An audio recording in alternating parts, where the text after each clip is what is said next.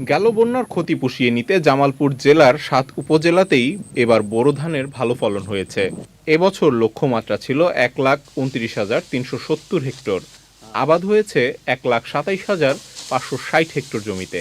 এবার আবহাওয়া ভালো থাকায় আমাদের ধানের বাম্পার ফলন হয়েছে। আমি ৬ থেকে ৭ বিঘা জমি আবাদ করছি, প্রতি বিঘায় ১৮ থেকে ২০,০০০ টাকা খরচ।